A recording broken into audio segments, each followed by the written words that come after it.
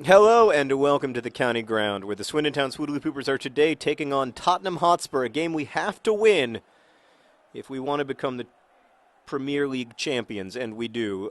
We are now in that horrible period at the end of the season where it's like 2 games per week because we had so many competitions. We've been so successful that they had to reschedule all our games, so we get really tired really easily, and we're just going to have to.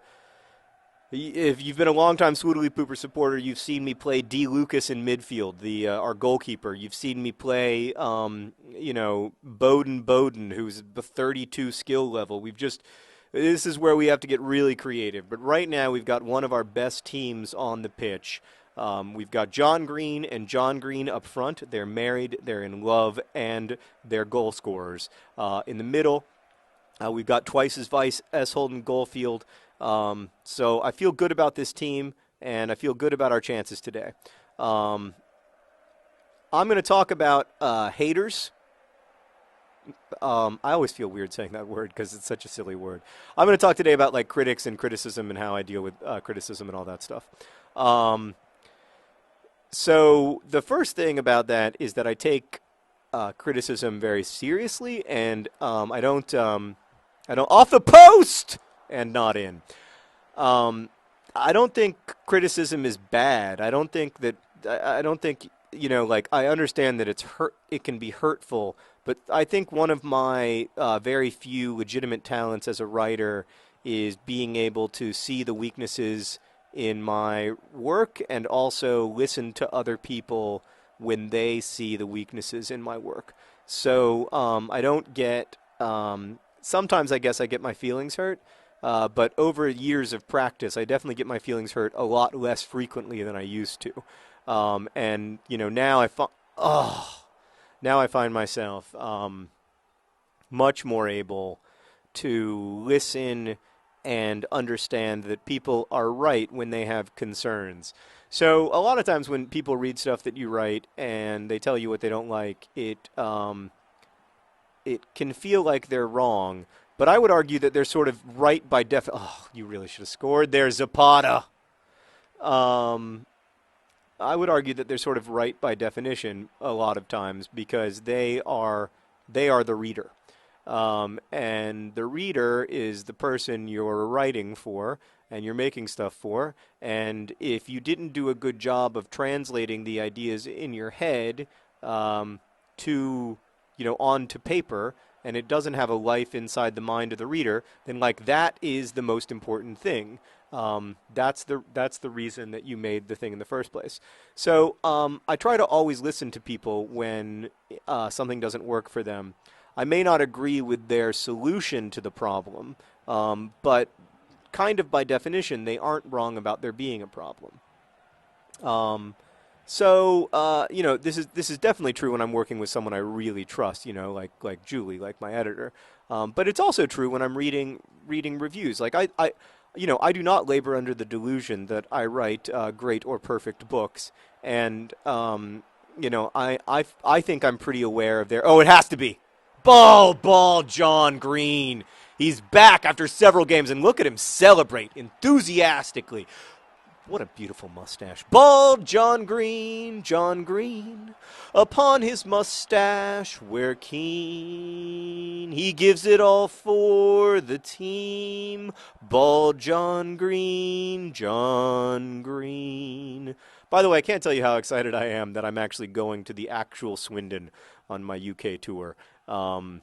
Tickets to that are sold out, by the way, so I apologize if you don't have them. But I'm very excited to go to the actual Swindon and yes, feel the magic of this great city, IRL, so that it's not just about winning trophies in FIFA 11 and my undying love for the Swoodly Poopers. It's also about the real place. It has to be, but it isn't. Ball John Green's just stronger than other John Green.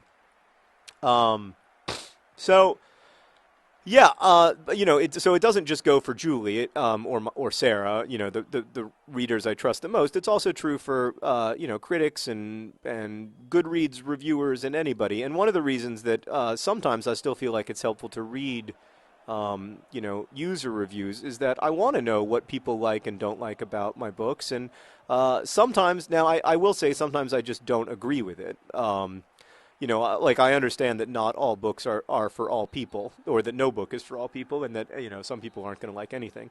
Um, but I tend to look at sort of the overall sentiment more. And I think some of the knocks on I mean, look, like I've been very, very lucky. I have a supportive audience, and also for whatever reason, people who read, particularly The Fault in Our Stars, seem to really like The Fault in Our Stars. I mean, it has one of the highest. I think it has the highest rating on Goodreads of any book that's been rated more than 50,000 times, and it has one of the highest ratings on Amazon of any book that's been rated more than 1,000 times. So, like I'm aware of, like, I don't want to sound like ungrateful, or like I don't um or like I think that people don't like my books or whatever.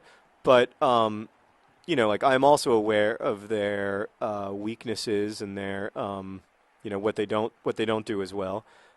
Never been a particularly good plotter, or even someone who's very interested in plot. Um, there's a kind of, like I like writing about nerds who are really super intellectually engaged, with questions that are important to them, which is not the majority of people. I do think there are some people like it. Like when people say, like, "Oh, the dialogue in *The Fault in Our Stars* isn't realistic," I just don't agree with that. I think it is. I mean, it's heightened because that's the nature of writing tragedy. You always write with heightened language. Shakespeare did that. Uh, you know, Fitzgerald did that. Like, I didn't invent that, and I don't apologize for it. Like Toni Morrison does that in Sula. Where there will be those moments of where the language, tries to elevate the lives of the characters to the stuff of epic tragedy. Like that's an intentional thing, and I don't think it's a bad thing. At least most readers don't seem to respond to it negatively. I guess some readers do. Like for some readers, it pulls them out of the story, which is fair. But it's a that's a decision, and like it's one of those decisions where you lose something if you do it, and you lose something if you don't do it. So it's just a question of like, what do you lose more? Which way do you lose more? But I also think that one of the reasons I like writing books is that each book becomes kind of like a time capsule of that moment in my life. But it doesn't have to be the only book, right? Like it doesn't have to be the only thing. So Paper Towns can be a response to Looking for Alaska that argues against a lot of the themes in Looking for Alaska in some ways, without that being like really contradictory. So I see some of that stuff, and I also think, structurally, like they're like books, Paper Towns, and I think Paper Towns and Catherine's both get structurally messy. They have a lack of, like, I think in trying to be too